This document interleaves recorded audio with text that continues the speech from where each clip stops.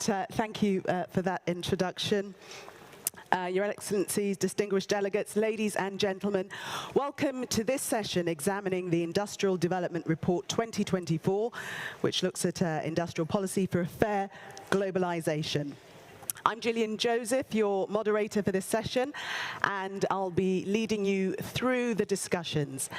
Before we get started, I'd like you to welcome the Director General of UNIDO, Gerd Muller, to the stage to make the opening remarks. Please welcome him to the stage.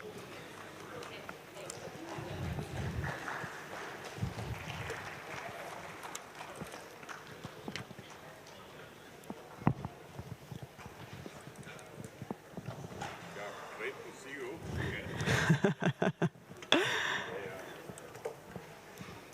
So, ladies and gentlemen, thank you. A great participation. Thanks all of you after this very intensive discussions over the whole day. That is really great. And now we have this special point presenting our Industrial Development Report 2024 and discussing, of course. We have entitled this year the Industrial Development Report with the title, Turning Challenges into Sustainable Solutions. We talk about solutions, and there are a lot of chances for the future. That is our message, that challenges can be met and overcome with concrete solutions. The challenges we face are global and interconnected, and we all see the impact that they are having. Looking back, 250 million. We at this organization, we must mark such figures for the public. 250 million jobs in developing countries were lost just from the effects of the COVID-19 pandemic. 250 million. The Industrial Development Report 2024 shows how the pandemic, climate change and the consequences of ongoing wars around the world hit people in developing countries the hardest. And this despite the fact that they are not responsible for any of these crises. That is the message for the COP28. Many of us in Europe, here in Vienna, in the US, and the industrialized countries live on the sunny side of the planet. But the situation is different and difficult for billions of people in the global south. UNIDO's research shows the extent of the sheer inequality in the distribution of wealth amongst our societies and between our societies. That strong inequality means that something is not right with how we cooperate as one world. We need a change. We need to rethink globalization, and this is especially with a view to the future.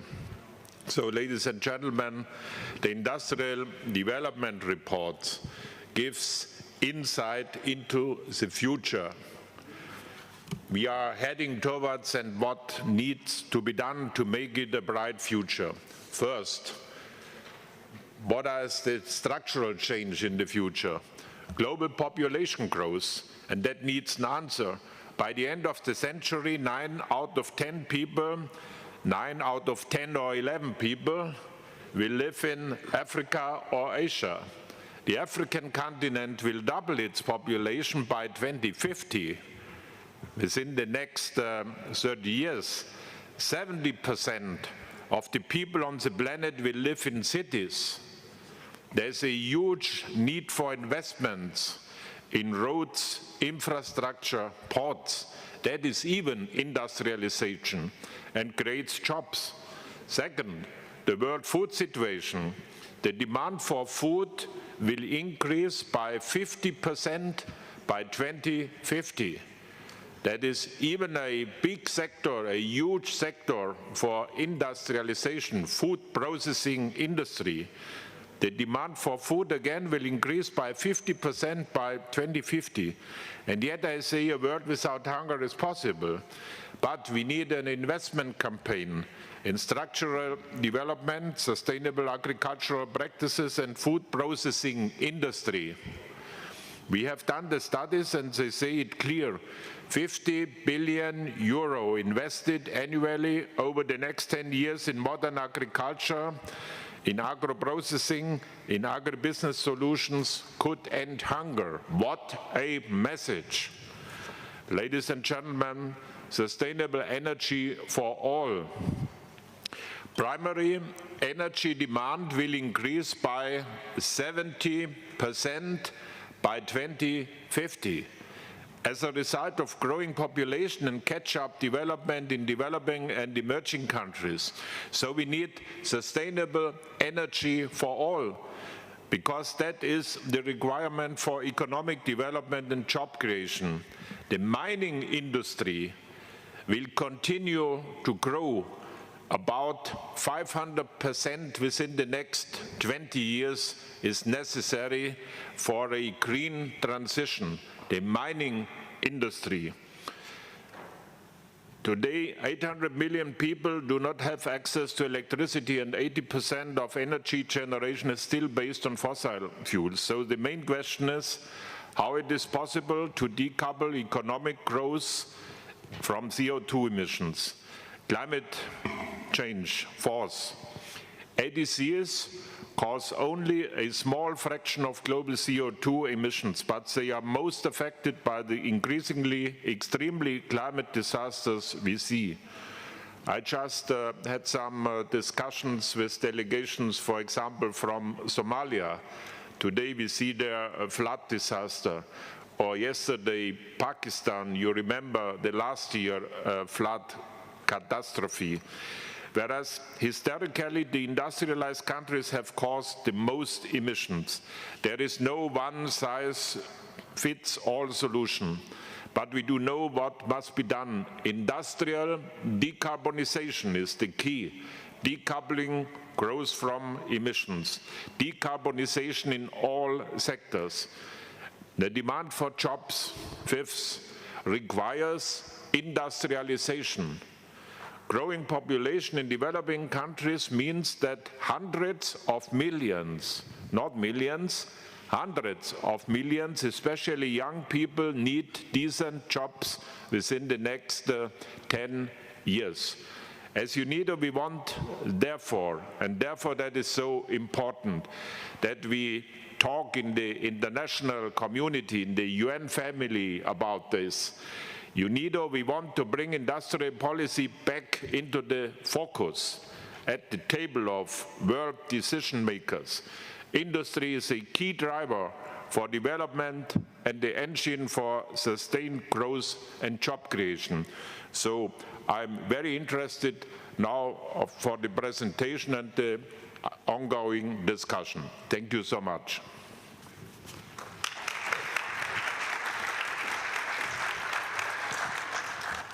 Thank you, Director General, for opening proceedings there. It's time now for a short presentation on the main findings of the 2024 Industrial Development Report by Mr. Cristiano Passini, who is the Director of the UNIDO Division of Capacity Development, Industrial Policy Advice and Statistics. Welcome him to the stage.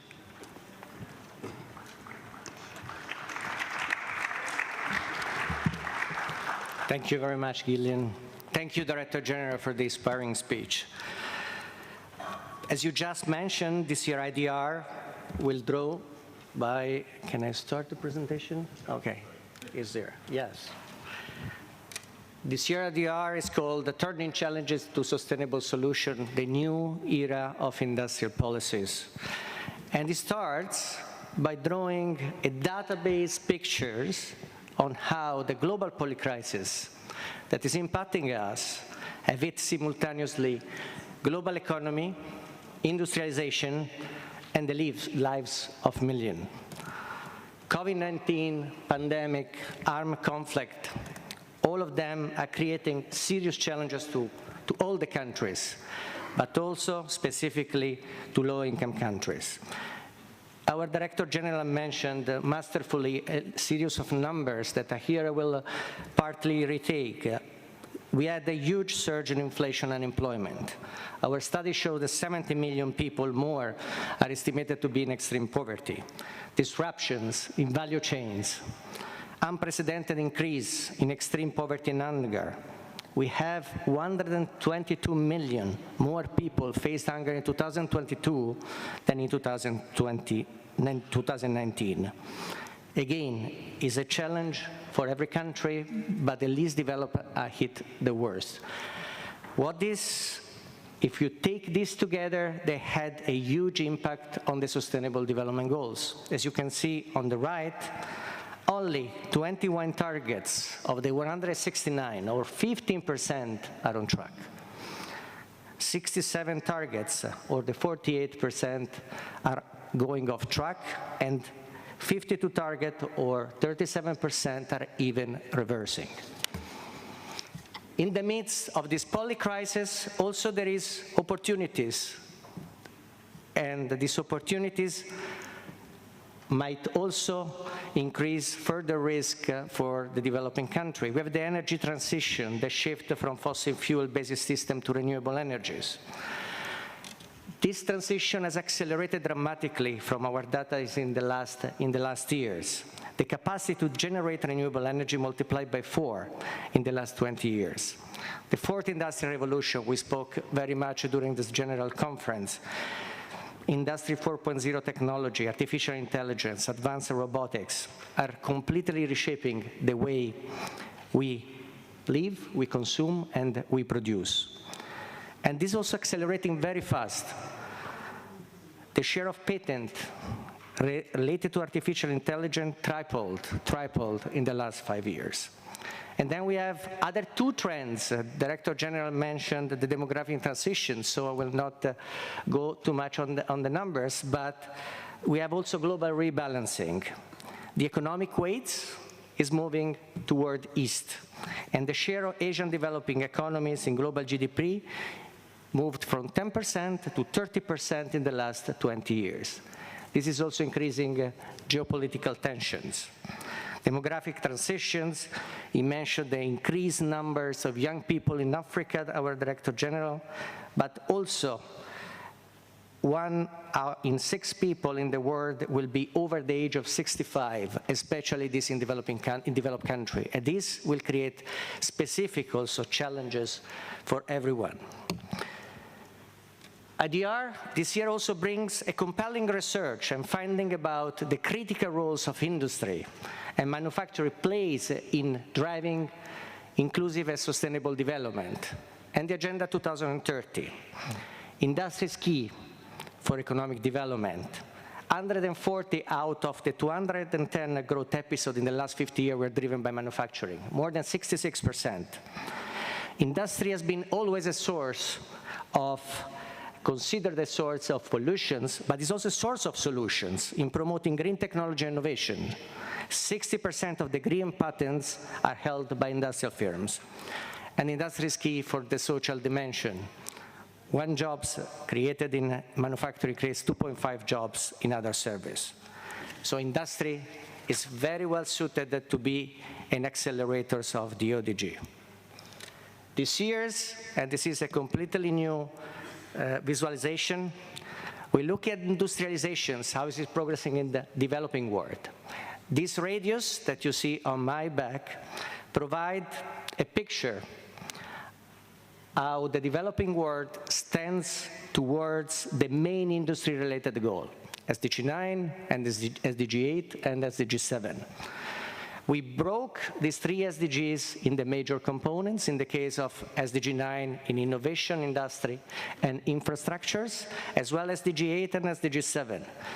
And we had a deep look at the status. The picture speaks of itself. Progress is slow, and the progress is not enough. If you look at the areas around this radius, and the areas that identify which needs special attentions, we have innovations where we just reached 20% of the mileage, and specifically industrial digitalization, Clean energy at 59%, which calls for industrial decarbonization and employment. These are the three areas that need special attention. It needs to be mentioned that this picture is a consolidated picture of 155 countries. Each region has a different radius. You will find in the IDR. And it points out the different areas of attention. In Africa, for example, energy access and economic growth are lagging behind. Energy efficiency on the positive side is increasing at a positive speed. In Latin America, which is suffering from low economic growth and is the only one in which record a negative trend of industrializations that we can call the deindustrializations. But industrialization does not happen automatically. And that's why for igniting the power of industries, we need a new thinking on industrial policy. This year, Industrial Development Report speaks about the key traits and characteristic of a modern industrial policy. It needs to be SDG-oriented. SDGs, Agenda 2030, needs to be the missions for any industrial policy that the country wants to pursue. It needs to be regionally coordinated to avoid the tensions and unlock the full potential of collaborating with your neighbors. It needs to be collaborative. Government alone cannot do it itself. There needs to be a collaboration with the private sector. There will be a collaboration with the international community in all the dimensions. And needs to be future ready. They need to be ready to exploit and take the maximum advantage of the mega trend that we have seen before. This year's report is turning challenges into opportunities. So the report is also identified 8 areas of opportunity for accelerating SDGs through industrial policies. These areas came directly from the opportunities and the mega trends. Either it could be the energy transition, the fourth industrial evolution, the global rebalancing. There are 8, so many. I can just mention one and making also an example, because there will be also example in the report about industrial policy in actions. One of the solutions is to leverage the population growth for economic transformation through labor-intensive industries. And we have a very good example here, thank you to the minister in Ethiopia, of industrial parks development program, specifically in Ethiopia, which aim at establishing and developing industrial parks to attract FDI. Well-crafted industrial policies can guide energy transition, increase the digitalization, upscale production by tapping in the regional market and the growing population. Having modern industrial policy will help developing countries to define sectors and pathways. Then policymaker needs to think about skills needed, technology, infrastructure, and the financing. And for developing countries, accessing technology, finance, and infrastructure requires the support of the international community. That's why the report is calling the international community to come together in solidarity to support a new deal of fair globalization, to transform the global financial system through the expansion of sustainable financing, to supporting the transfer of new technologies, and the domestic effort to adapt that to the local condition, to support the government capabilities to design and frame the future industrial policy, and to open the policy space to implement industrial policies. Regional coordination also here will be a key. Many initiatives, especially decarbonizations, will involve a large degree of cross-border investment, like for the hydrogen transport. Regional scale solution and investment are necessary, and countries cannot realize these large-scale investments on their own. I'm closing with the 4 key messages on the slides for you to be an inspiration for the future debate.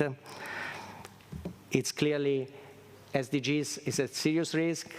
Industry is a key to accelerate SDG progress. Modern industrial policy can offer a solution. A new deal or globalization is needed. And before closing, allow me to thank obviously the research team, the statistical team, everybody, the 5 research centers around the world which we have collaborated, and obviously the guidance of the Director General and our Managing Director, and last but not least, our lead advisor, Professor Jeffrey Sachs. Thank you very much for your attention.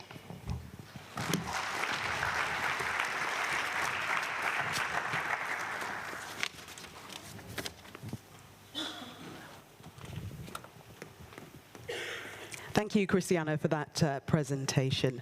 It's time now to hear from the Director of the Center for Sustainable Development at Columbia University, Professor Jeffrey Sachs.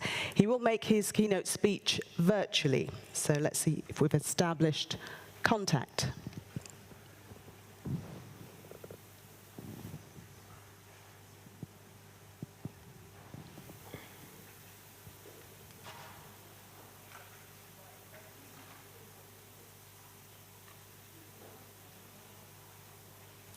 Are the gremlins going to defeat us? Are we still trying to establish contact? I'm here. Ah, I'm here. there you are. Yes. Welcome. Welcome. Thank you very much for joining us, Professor. Oh, it's an honor and a pleasure. The floor is yours. Thank you very much. Well, we've been listening to the wonderful words of the Director General, very wise, urging us to be urgent in our task. We heard the great summary by Cristiano. It remains for me to just say that this is an absolutely wonderful industrial development report, really important and really timely. And I want to emphasize why it is so urgent and timely. You know, industrial development has always been important. That's why we have UNIDO. At any time, we would and could have said that we need industrial development because it's a core part of overall economic development, and therefore governments need to pay attention to fostering their industrial sector. But things are really different now, and they're really different because of the mega trends that this report emphasizes. The two most important trends, I would say, are the ecological challenges, and the energy transition is critical for that. So too is the agricultural transition that the Director General emphasized. And the second megatrend is the technological revolution that is underway, and that is dazzling us and confusing us every day, because the acceleration of artificial intelligence and digital technologies is really mind-boggling. And it is disruptive and transforming how every sector of the economy operates. The ecological transformation requires that we do things in a different way. So the reason fundamentally that we need industrial policy now is not that industry is important, but that industry is changing dramatically. And it's changing because the framework for industrialization needs to be within the ecological context. That means that we must move to a zero carbon energy system. That's very complicated because it's not just how energy is used for producing power, for example, but how energy is used throughout all of the supply chains, throughout the structures, the buildings, the residential sector, the transport sector, and the industrial sector. So this is a deep transformation. So too is the land use transformation needed to conserve and protect biodiversity, to stop the rampant deforestation and the loss of ecosystem functions. We're moving to precision agriculture, for example, very data intensive, very digital intensive. Who thought digital and agriculture? But it's now absolutely central. And so this is also not merely agriculture. There's been agriculture for the last 10,000 years, but a transformation of agriculture that needs to be rapid, very skill intensive, very technology intensive. So this is the context of industrial policy, that we have to do things differently, and we have to do things differently in short order.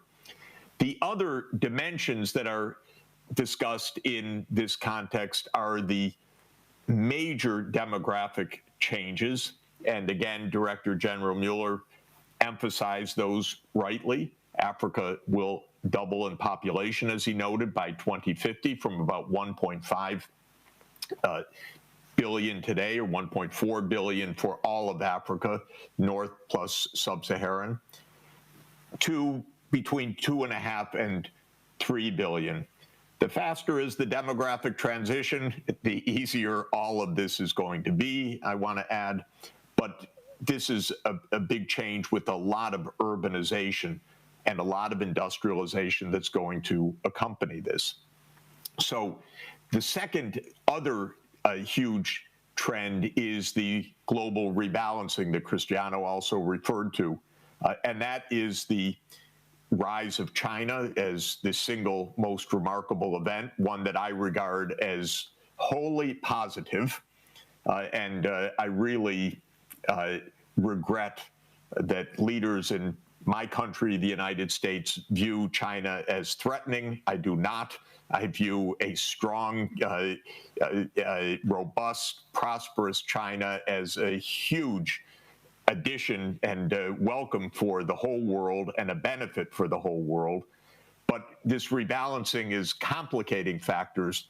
Maybe I'll just put this issue out of the way. We don't need de-risking. We don't need deglobalization. We don't need onshoring, friendshoring.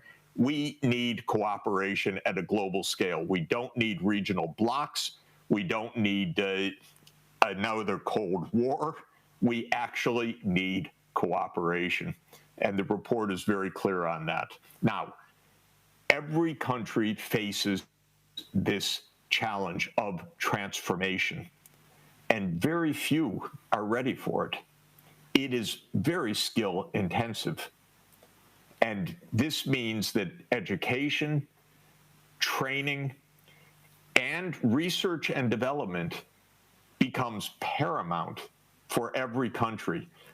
By the way, there's no country that is too poor to have a national science foundation and to be doing research and development. There's no way, no matter where you are in the world, just simply to take technologies off the shelf. They must be adapted to local ecological needs, to local cultural and social needs, to local conditions. That requires research and development. So this becomes for everybody. Once upon a time, in a fictional world, it was said, well, for poor countries, focus on primary education. Rich countries will handle the science and technology. This is impossible. This has to be an effort by everybody. And please, ministers, if you're in the government, if you're a part of this effort, look at the amount of research and development as a share of national income in your country. If it's less than 1% of national income, you really have a scaling up issue if you want to have a successful industrial policy. So this report nails it. It says that industrial policy is because something is new now. That is the depth of transformation that's needed, whether it's in the energy sector or the land use sector or in the supply chains of these sectors, because countries that traditionally have mined basic ores are going to be critical in the battery supply chain, or they will be producing photovoltaics, or they will be part of other high technology supply chains. In practice, what does this mean, in my view?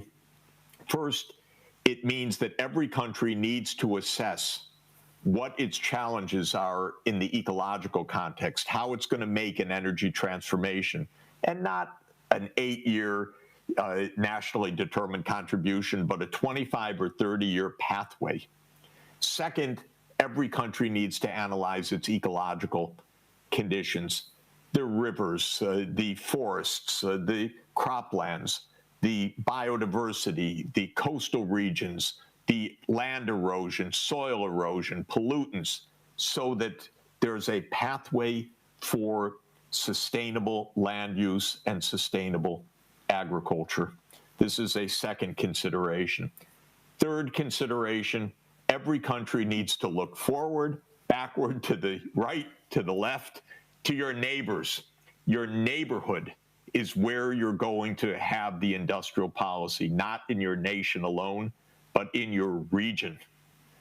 Cooperate with your neighbors. This is the most basic lesson, not only of industrial policy, but of good economics in general. You trade with your neighbors, you share river sheds with your neighbors, watersheds with your neighbors, forest regions with your neighbors, coastal regions with your neighbors. Be nice to your neighbor, have them be nice to you. Stop thinking in Cold War terms.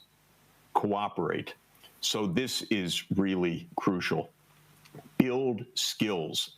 Nothing will be more important than skilling this process, than getting all the kids in school, financing that. And that's what I'm working on every day, to help you have the financing you need for the education investments and the skill investments and the R&D investments that you'll need. And then finally, let me just say, especially in these days, we've got to end these useless, destructive wars immediately, because they do nothing but set us back. They create tragedy. They kill children. The wars have to stop. We have to find political solutions, not military solutions. I spoke last week in the UN Security Council, and I pointed out how every one of our ongoing wars could be stopped that day within the Security Council, because they are political wars. They have reasons. As von Clausewitz said in 1832, I believe it is, in On War, war is a continuation of politics by other means. Go to the politics, not to the war. Solve the political challenges. Today, recognize the state of Palestine immediately, so that we have the basis for a just and lasting peace in that region. This is crucial if we're going to succeed in all the rest that we want to succeed in. Let me close by congratulating the Industrial Development Report team at UNIDO. Let me congratulate Director General Gerd Mueller for his superb leadership. It's so powerful. It's being heard around the world. Thank you for letting me join today. Thank you, Professor. Thank you, Professor Sachs, for that enlightening presentation. The takeaway from that: more cooperation and no Cold War. Be kind to your neighbor.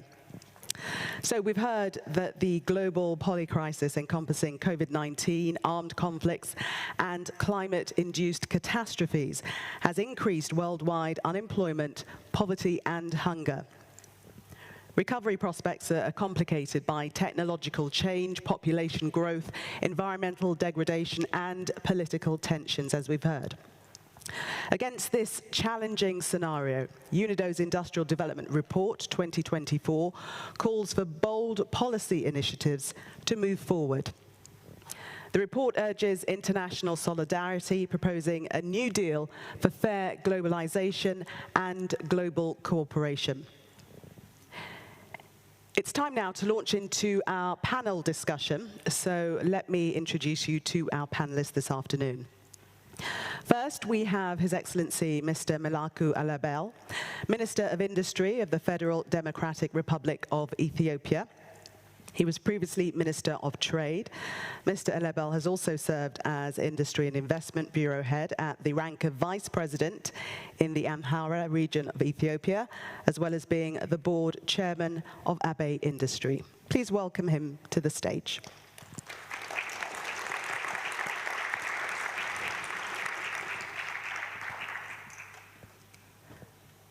Mr. Pedro Manuel Moreno is Deputy Secretary General for the United Nations Conference on Trade and Development. He is joining us virtually, but he has more than 20 years of experience in working for multilateral and intergovernmental organizations, in program management and strategic positions both in the field and at headquarters. He previously worked as Deputy Secretary General of the Communication for Development Committee at the Spanish Commission for UNESCO and for the UN Development Programme. Also joining us, we have His Excellency Jose David Prado Vasquez. He's the Vice Minister for Investment and Competition at the Ministry of Economy in Guatemala. He has more than 15 years of experience in the public sector of Guatemala, holding important positions within various institutions, including Vice Minister of Social Welfare and Employment at the Ministry of Labour and Social Welfare, Postal Director General, Director of Violence Prevention at the Interior Ministry, Director General of Sports at the Cultural and Sports Ministry, and Parliamentary Advisor to the Congress of the Republic of Guatemala in various periods. Mr. Prado Vasquez holds a master's degree in Public Administration and Government. Welcome.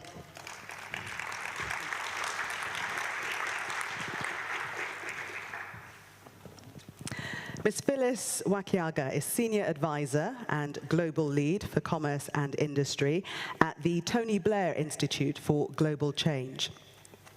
Ms. Phyllis Wakiaga is an accomplished professional with more than 18 years of experience.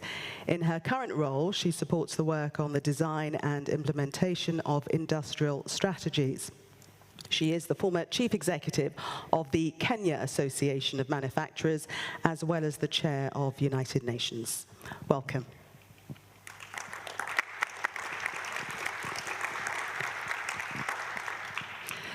Now, before we start the panel, I'd just like to let the audience know that once we conclude the panel discussion, we will be taking questions from the floor, so please bear that in mind while you listen to the debate.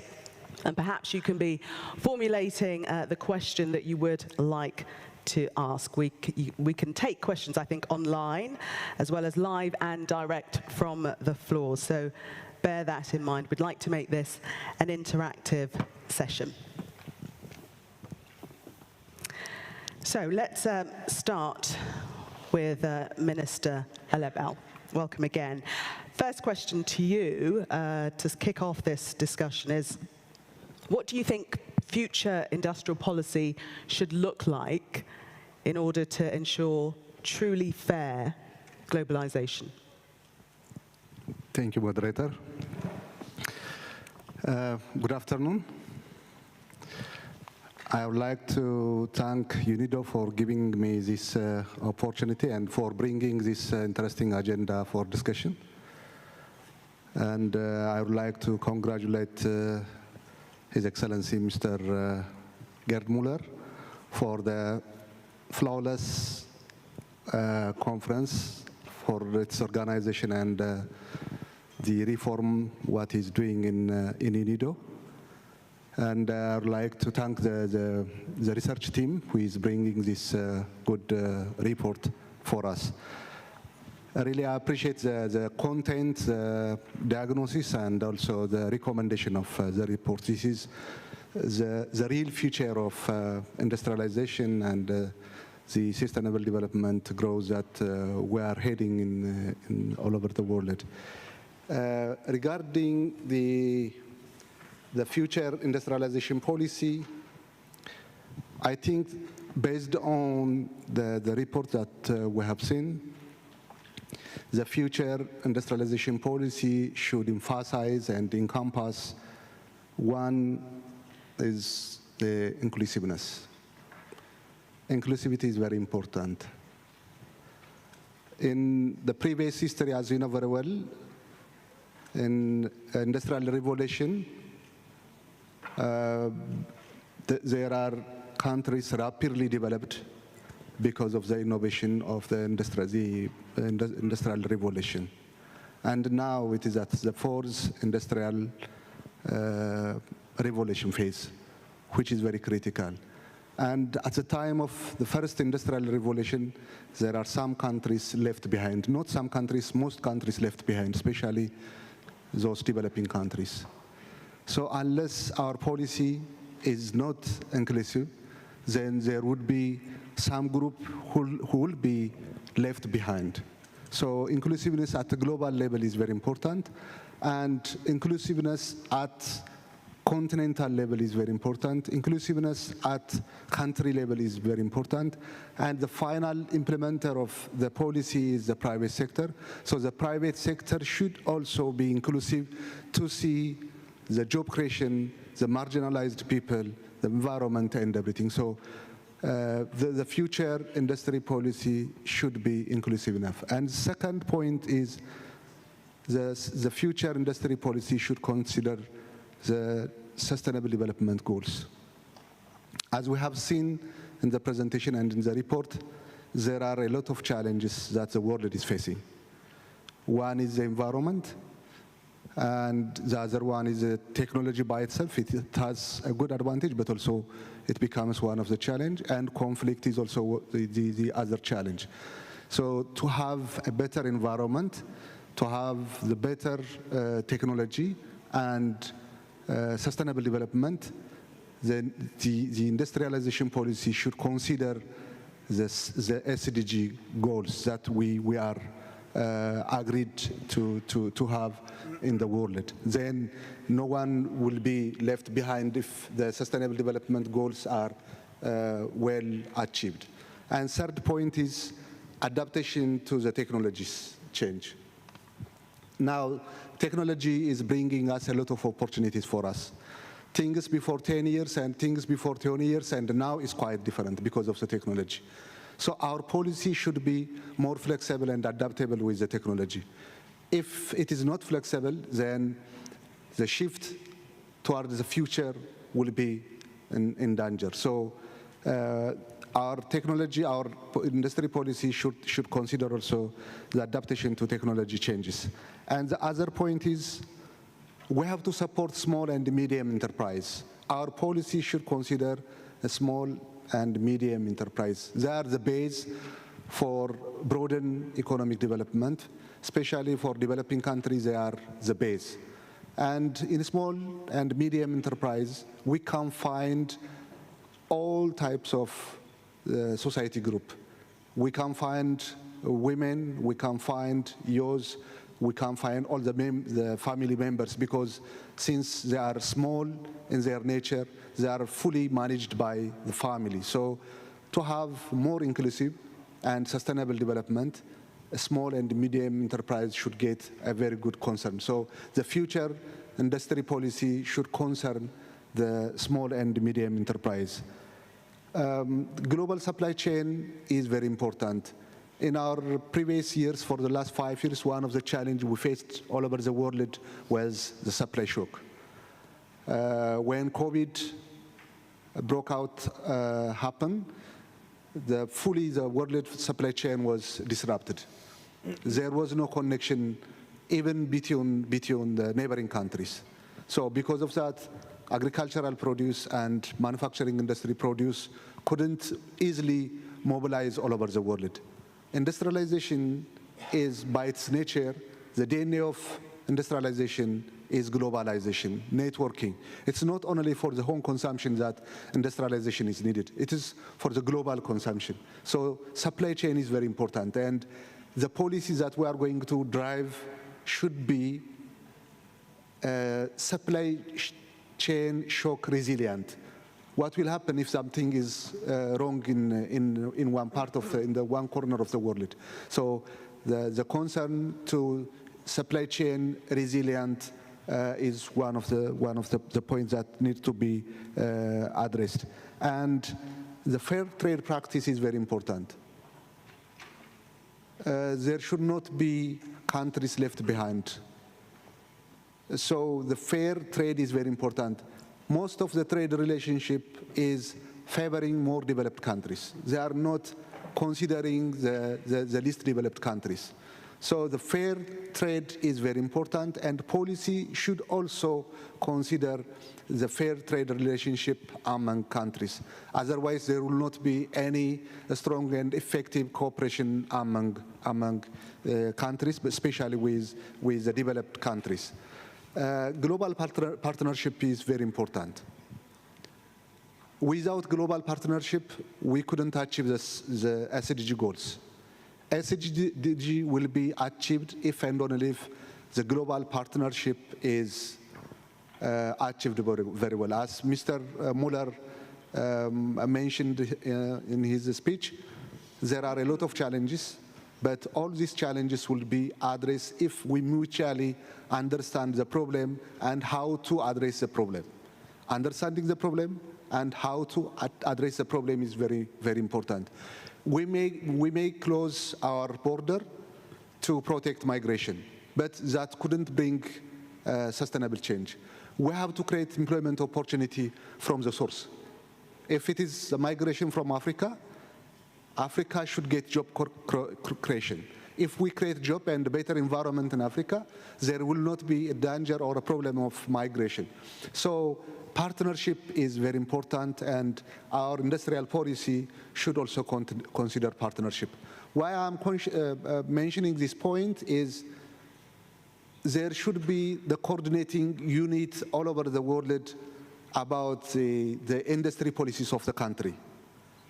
Maybe one country may consider a good framework of the industry policy, but unless it is not supported by the neighboring countries and all over the world, then it will be the island, so that couldn't be achieved. So there should be a coordination to have a better partnership. Policy flexibility is very important.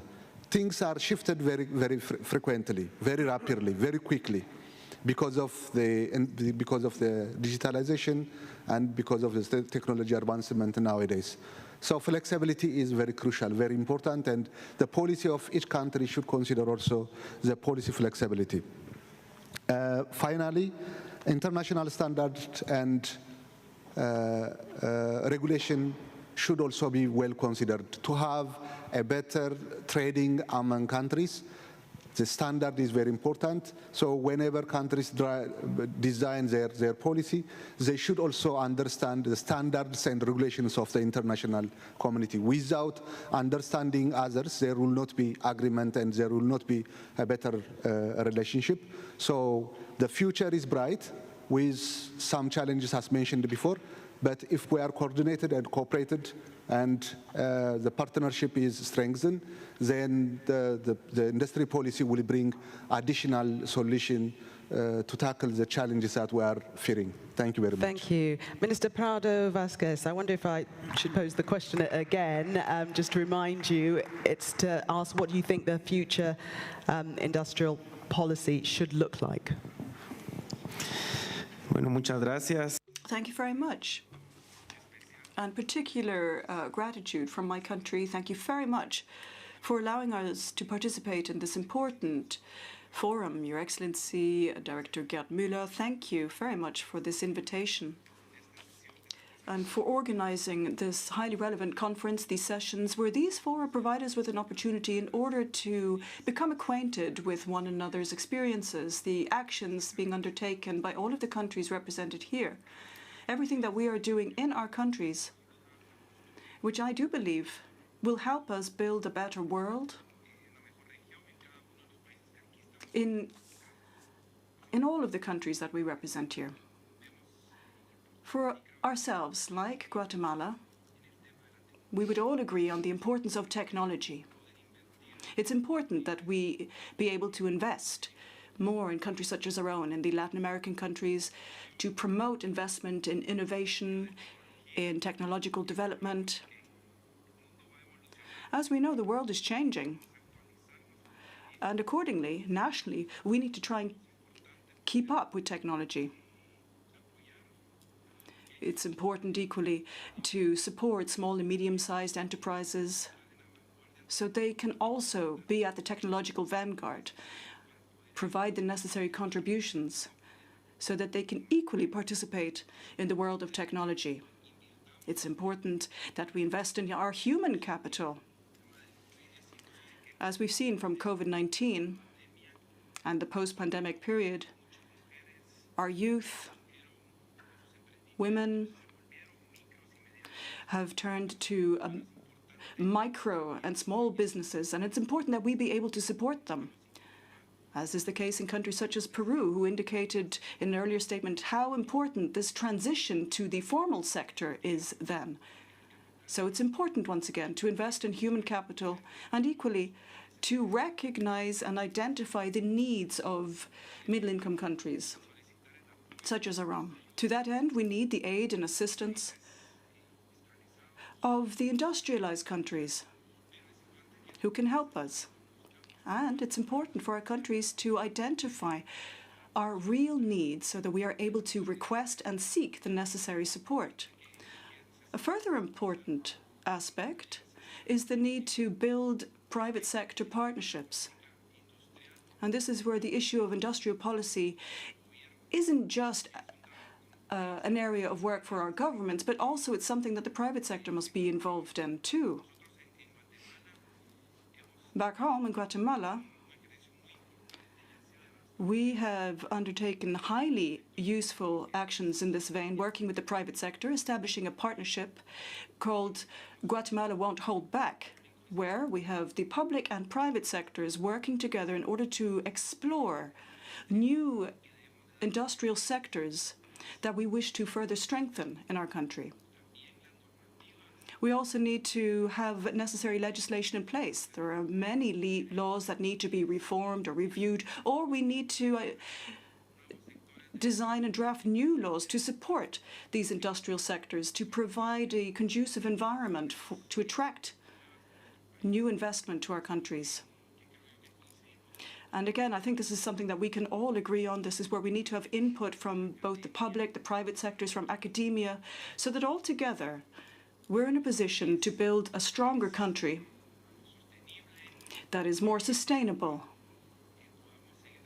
a country where we can continue to build upon our trade and industrial actions, as is the case in Guatemala.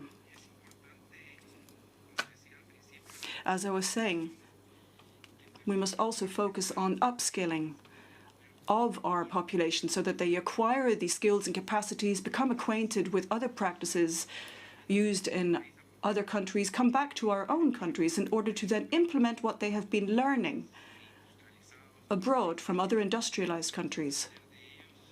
And we could stand to learn from them.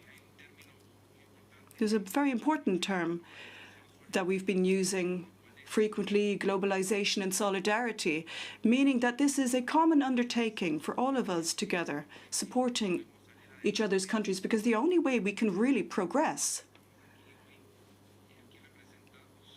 in the group of countries that we represent here today is in that fashion.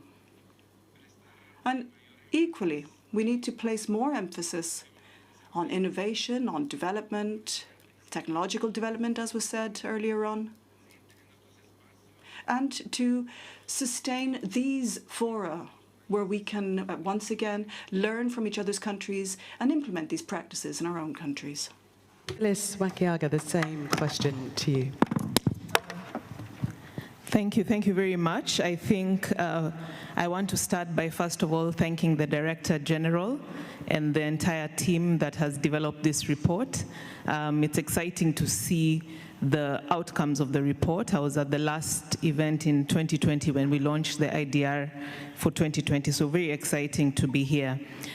Just a little bit about the institution I represent. I am the Global Lead for Industry and Commerce at the Tony Blair Institute for Global Change.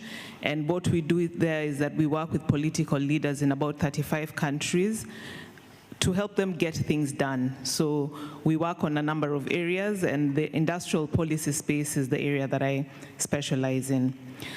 Just to add to what the Honorable Minister and Deputy Minister have said, I think they have exhaustively responded to the question, but I'll emphasize on the inclusivity that Minister spoke about. Women in manufacturing, I think, is a critical area, or the role of women and their participation in industry is going to be critical if we're going to see industrial policies of the future Women, from the report, represent 38% of the workforce in manufacturing, and there's room to grow that, not just from the workforce perspective, but also from a business perspective, with more women participating. The other area I want to speak about is the coherence across all policies. As we develop industrial policy, it's important that it is coherent to other critical policies, like the trade policies, the education policies, the environmental policies. At times, these policies are in conflict, and it's important that as we develop industrial policy, that the policy coherence across these sectors and these areas continues to be emphasized. The other area is the actual delivery of industrial policy. For the organization I work in, we approach support in 4 areas.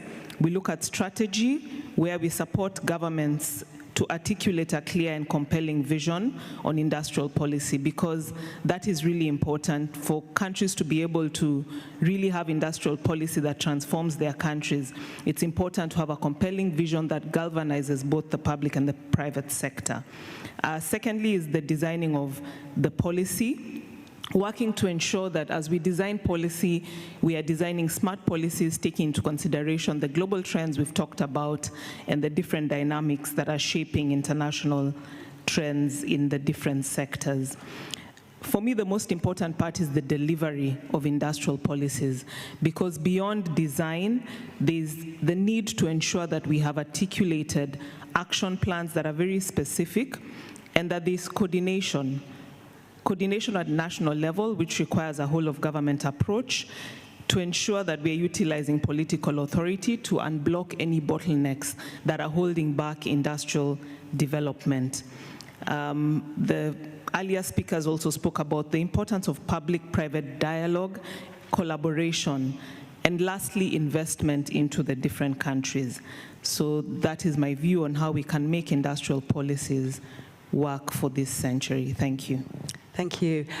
Now, I just want to double check that we have got Mr. Pedro Manuel Moreno. He's joining us virtually. Is there some way to signal whether he can hear and he's able to take part?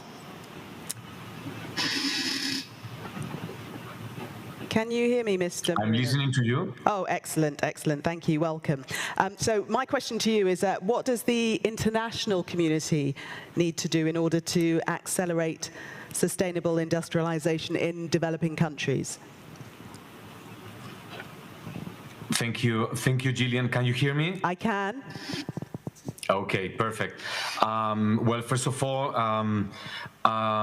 Director General Gerd Müller, fellow panelists, Minister, Vice Minister, ladies and gentlemen, it's really an honor for me to participate in this panel. First of all, I want to apologize for not being with you in Vienna, because as I had planned, but our board, we also have our Trade and Development Board these days got postponed a little bit, and we are negotiating some issues, so I really couldn't leave Geneva as I would have wanted. And before I start, also let me congratulate UNIDO for this excellent report that is on a topic so close to our work in UNCTAD. Let me just go to your question, Gillian, and because of the many topics that have been already touched upon by my fellow panelists, I want to elaborate on sustainable or green industrial policies in least developed countries. A first point I want to make is that this is not only a challenge, but can also be an opportunity. Given the realities of LDCs, there is considerable potential, especially for renewable energy or the extraction of strategic minerals. In terms of renewables, LDCs have the potential to start or greatly expand the production of renewable energy, especially solar energy and green hydrogen. This can enhance domestic supply of electricity and fuel, which is fundamental for growth and development. Some of the panelists already commented on that as well. And at the same time, it offers an avenue to diversify and boost exports.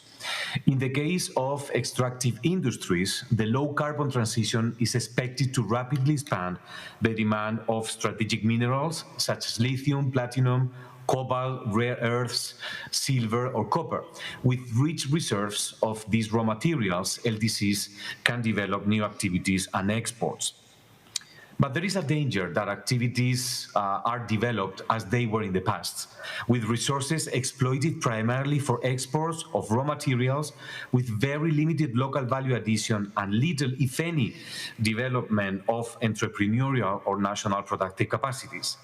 Instead, LDCs need to devise a strategy of natural resource-based industrialization.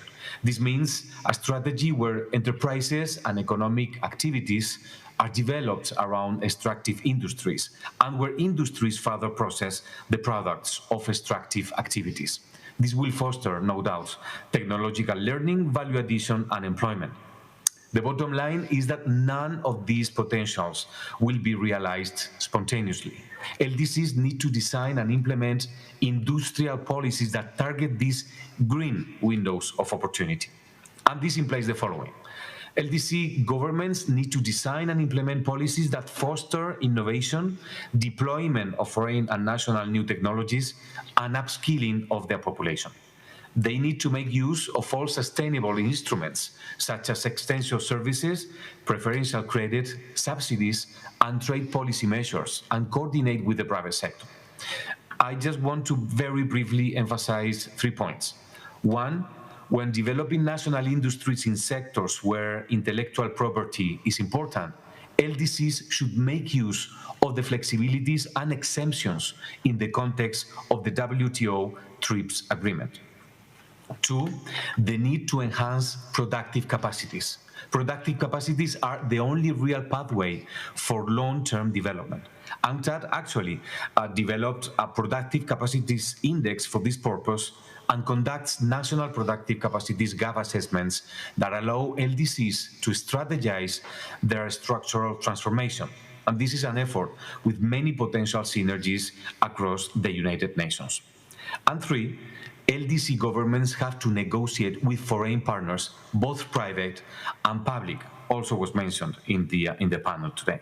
They need to ensure that foreign direct investment brings broader developmental benefits through knowledge transfer, strong linkages to the local economy, and equitable sharing of benefits of local production between foreign and domestic partners.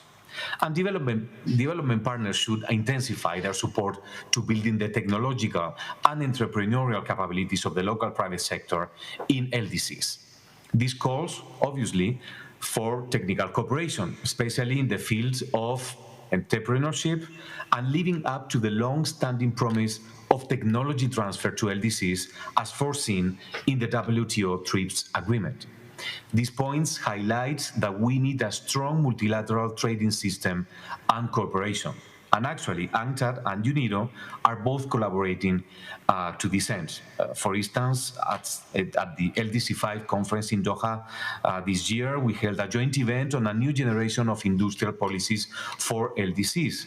And we also collaborate closely within the UN Interagency Cluster on Trade and Productive Capacity, which UNCTAD leads. I would leave it here for the moment, given the time, and pass the floor back to you, Jill. Thank you so much. Thank you. Minister Alabel, I wonder if you can speak a little bit more about that question in terms of the international community, what it needs to do in order to, accelerate sustainable industrialization, briefly. Thank you. As we have seen from the challenges in the report, one of the problems in developing countries is access to finance. When we talk about finance, availability is a challenge, accessibility is a challenge, and cost of finance is also the challenge. So one of the support from the international community is creating a better access that will bring difference in the sector. So one of area of support should be finance. We have to also promote investment. Investment is one of the source of finance. When we are talking about investment, there is always also saving. Unless we are mobilizing savings, there will not be investment. So in one side, from direct investment, we need to have the promotion and get finance, and the other one is mobilizing and supporting the saving and creating access for investment. And the other parties, there are development finance organizations like IMF and World Bank. Without any policy intervention and with due attention for the policy freedom, developing countries should have a good access for finance. And so one of the area of intervention should be finance support. And second one is technology transfer and capacity building. The difference between developed countries and developing countries is the difference in technology and the difference in skill to utilize the technology, the existing technology. So to have the better livelihood in developing countries and the shift from least developed countries to developing countries, there should be technology transfer and capacity building. And third one Minister, I'll let you make the third point. Go ahead. The third point is about the infrastructure development. Industrialization, digitalization, and everything requires infrastructure. In our case, my government developed the state-of-the-art industry parks to create conducive environment for foreign direct investment as well as for the domestic environment. You know, always industry requires quality energy, quality logistic service, quality internet connection. For all this, if it is dispersed, it will be much expensive for developing countries. So we create industry parks. We developed 13 industry parks which are state-of-the-art, which is very important to attract potential investors locally and from abroad. Minister, thank you. We're going to move on just because of time. So the next question I wanted to pose to Phyllis, and that was to ask what measures can countries take to capitalize on the opportunities presented by the energy transition and talking about digitalization, demographic changes, some of those elements will come into your answer, I'm sure. Thank you very much for the question. As we have seen in the report, the industrial policy of the future has to be SDG-oriented, future-ready, collaborative, and regionally coordinated. For the future ready, that's really pointing to the 4 global trends, which is the energy transition, the 4th industrial revolution and digitization, the global rebalancing, and the demographic changes. And what these do is that they offer an opportunity to accelerate progress for countries by capitalizing on those opportunities. So I'll speak to each of the 4 briefly and what opportunities lay there. So for the energy transition, as we know, climate change is leading a sharp revision in production modes. So there's room to reduce emissions and environmental degradation. It's also leading to more stringent environmental standards for the existing products that we have. So that presents an opportunity for renewable-based goods and their inputs. What opportunity lies there is the energy transition products that I've mentioned, and also clean energy production, which will really promote industrialization around clean energy. And the collaboration opportunities lie for both public and private sector to carry out this work of reducing energy use by driving up efficiency, enabling fuel switching, advancing carbon capture, amongst others. And from the report, there are a number of examples, like Uganda, who have plans in place through their National Development Plan, Kenya and Nigeria with their national automotive industry development plans and policy that are moving towards electric vehicles and motorcycle, the Saudi Arabia NOEM Green Hydrogen Project, amongst others. The second trend is the 4th Industrial Revolution, and the opportunity it provides is for competitiveness by utilizing advanced digitization and technology to really spur competitiveness and open markets. There's also an opportunity for creation of new industries and new sectors around digital solutions to advance manufacturing. The areas of collaboration would really be about pooling diverse expertise, providing demonstration facilities to establish research linkages, and supporting innovation. There are a number of examples of countries like Rwanda who have put in place the ICT Hub implementation framework, Kenya with the Industrial Entrepreneurship Project that is supporting the innovation of SMEs, the Jordan's National Digital Transformation Strategy, amongst others. The third trend is on global rebalancing. We have heard the conversation around the need for collaboration, even as we look at global rebalancing. But as FDI relocates, it's important then to look at how we can grow regional markets and take advantage of the materials within those regional markets. And one of the solid examples is the Africa Continental Free Trade Area that is looking to spur trade within the African continent, and the 1.3 billion population, which we heard from the earlier speakers, is going to double to almost 3 billion in the near future. Some of the examples under this area include Ethiopia's Industrial Development Park program, which I'm sure the minister can speak more to, and what is happening in countries like Vietnam, Mexico, who are looking at reviewing their FDI strategies, amongst others. The fourth one is the demographic change, and this is really about the growth in the youth population in parts of the world, but also the demand that will arise for increased food production, energy, and health products. So for this, the opportunity is really for the growth of industries in health and food, a big opportunity to grow life sciences industries across countries, and really drive labor-intensive industries and the skilling of the people who will be required to work in these industries. Thank you. Minister Eleba wanted to come back in on that, but I can only give you about 30 seconds. Very few points. Regarding energy transition, we have to invest, and we have to incentivize renewable energy. We built the Renaissance Dam, but we are sharing this power not only for Ethiopia, but also for Kenya and for our neighboring countries. So investment is very crucial, very important. Regarding digitalization, 2 points. One, skill development, and the other one is infrastructure development. In third case, regarding demography, training, education is very important, and also improving the health infrastructure is very crucial. Thank you. Thank you. You did that under 30 seconds. Well done. Thank you.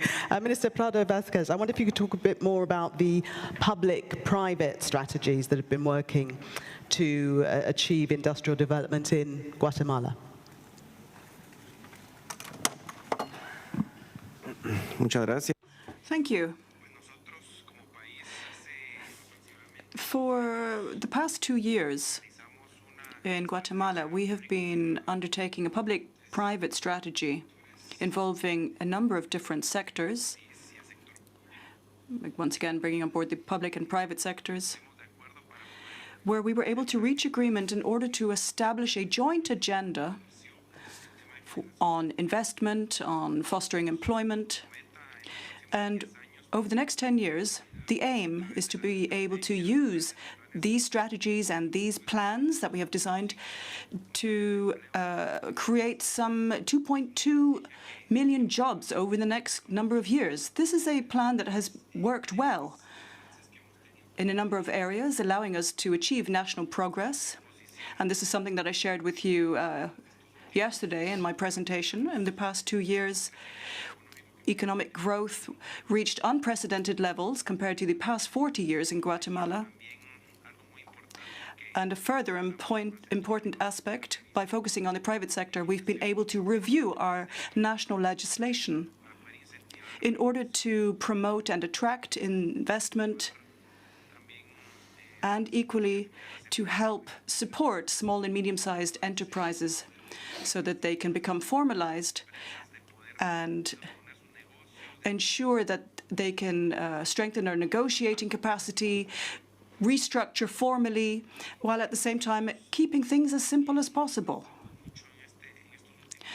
So these are areas that we have been able to build upon over the past 2 years, also further developing the digitization of each of these processes, not just in administrative terms at government level, but we've also been focusing on trade and investment, trying to streamline procedures also for foreign investment, for national investment, for all those seeking to invest in Guatemala, to once again help build this conducive environment to attract investment. We designed a whole raft of laws and seeking to also fully digitize our government. 100% digital government, this is something that we've been working on, and we have been able to take favorable steps in this regard in many areas. Also in the area of infrastructure that our minister commented on earlier, it's very important indeed for the public sector too, as we have the obligation to progress in this area, as does the private sector, by embarking on these public-private partnerships to administer and manage infrastructure projects in our country, and also to participate in international cooperation undertakings, which has been essential for our country. In terms of our statistics, we've seen the economic growth we've been able to achieve as a result, as well as the increase in foreign direct investment attracted over recent years, where again we've reached unprecedented levels, the best compared to the past 20, 30 years. And all of this has been possible due to efforts undertaken by our government, but also as part of these strategies that we designed jointly. And I think that indeed that's the only way that we can continue to press ahead. And a further important point, building on what earlier speakers said, by further building and developing agri-industry, again, this is an area that we want to focus on. We've seen that when it comes to our country, this is an area where we really can invest further in our agriculture, and it's most important that we be able to do so and accordingly apply technology to the agri-industrial sector. These are the experiences that we've been able to gather nationally, highly beneficial ones. And we do feel that we're heading in the right direction, which will help us attract still more investment to our country and obtain solid results in the future. Let's put a final question to Pedro Manuel Moreno. He's our virtual panelist. Hoping you can still hear me, and that is that what policy space do developing countries have to implement industrial policies? Thank you, Gillian. You can hear me, right? Yes. Okay. I think it is important to first clarify what we understand by policy space.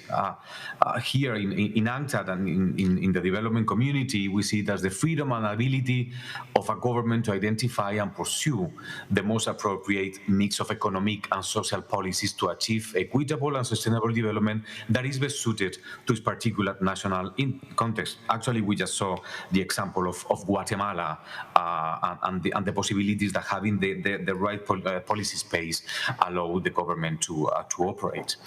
Most developing countries have seen a reduction of their policy space due to the way the global architecture is constructed. This is a fact that my fellow panelists from the government will acknowledge.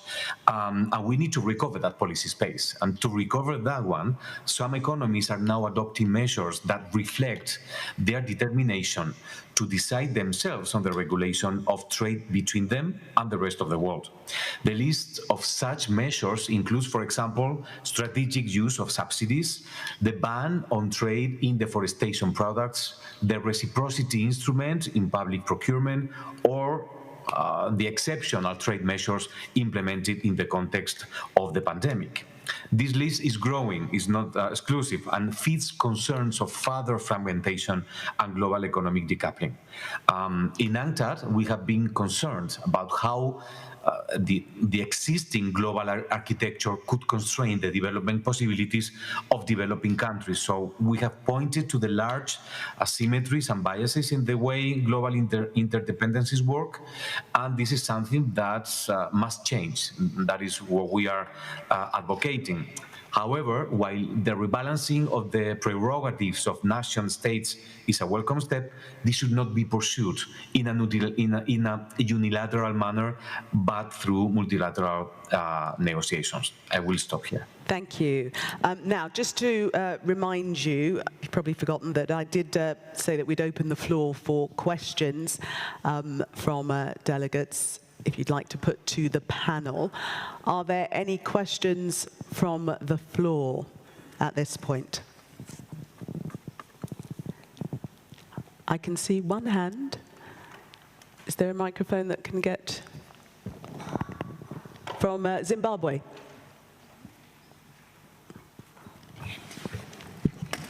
Thank you, Madam Moderator.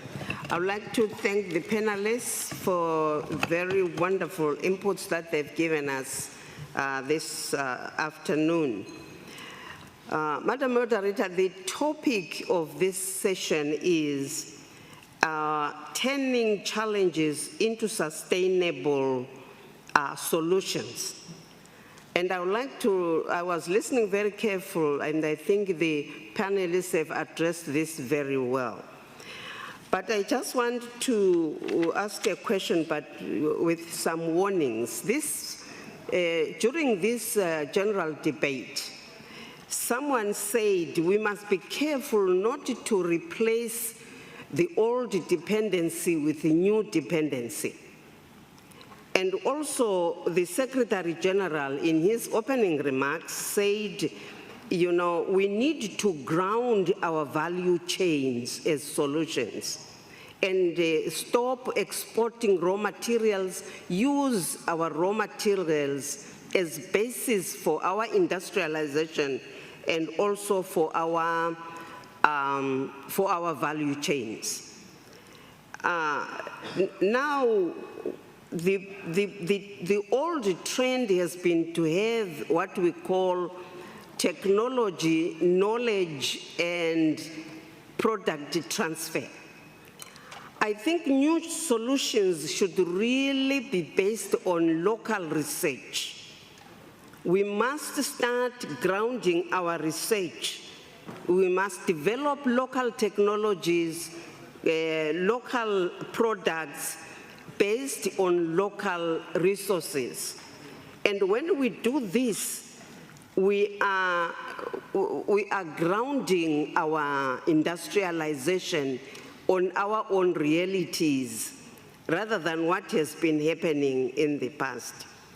Let us put money, ladies and gentlemen, on research to seek local solutions. Our universities are capable of doing that. And then from there, we go into production of the outcomes of those research so that we ground our industrialization from our own local research. But I also liked what Jeffrey Sachs said. He's a good friend of mine and I'm one of his followers, when he said we must collaborate with our neighbors because we share rivers, we share trees. Very important. I think then we need to, after that, we need then to collaborate with other people because we can't work in isolation. But let us really stop this whole thing of having, starting our development outside, bringing it in. Let us now begin inside out, locally, and then you go globally. That is possible. In Zimbabwe, we have started doing that, and it is working. Our universities are developing products that are based on our indigenous fruits, based on our indigenous resources, and we are creating new products. So we would then want collaboration with other people so that we open up markets and we have collaboration on how we can develop what we are starting in our universities. Thank you. Thank you. Thank you. I would thank the honourable member for her contribution. Is my microphone working? Can you hear me? What's happened to my microphone? Okay, I'll shout. I would thank the honourable member for her contribution, but if there are any questions, very quickly, because we are rapidly running out of time. If I don't see a show of hands, we will close. Oh, there's one hand up that I can't see. Okay, let's take just one more question.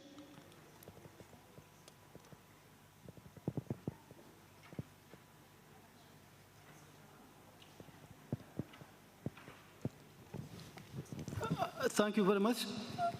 In fact, my question is to Professor Jeffrey Sachs regarding how to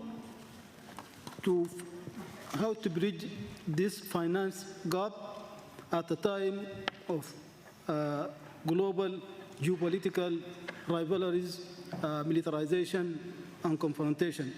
In Africa, the infrastructure gap is $100 billion per year. So how are we going to face to sort out this very big challenge? Thank you.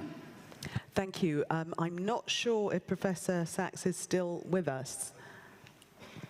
I don't think that he is.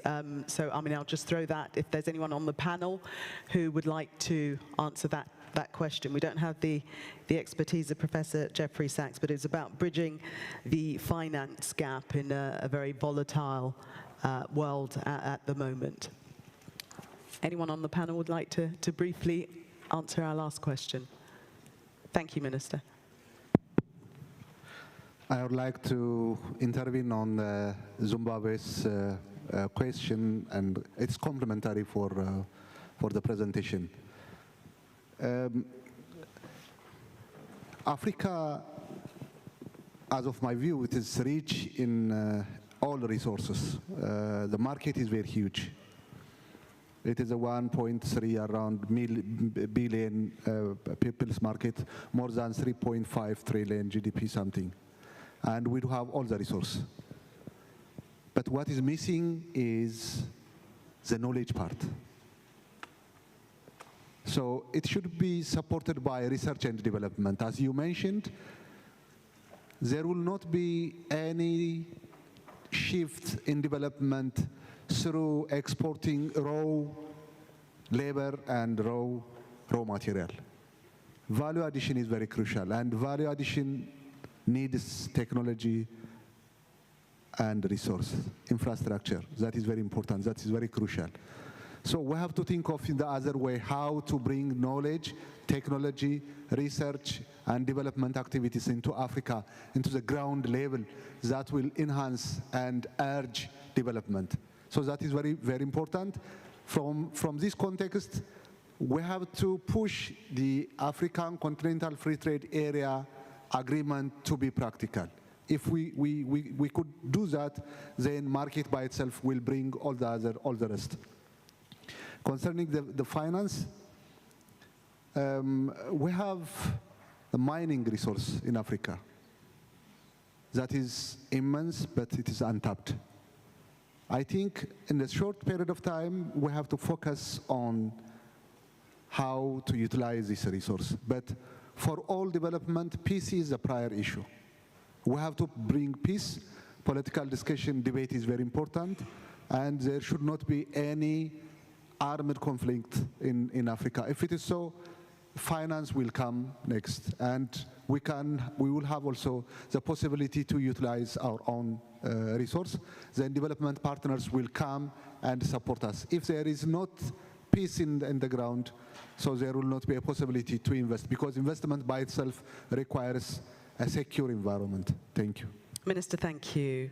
And on that note, I'd like to thank the entire panel for their insights and analysis of all the issues pertaining to the Industrial Development Report and more. Thank you to the audience as well for the participation, the couple of questions that we had. And as we come to the closing of this session, the Deputy Director General of UNIDO, Mr. Seong Zhu, will share some conclusions and closing remarks. Please welcome him to the stage.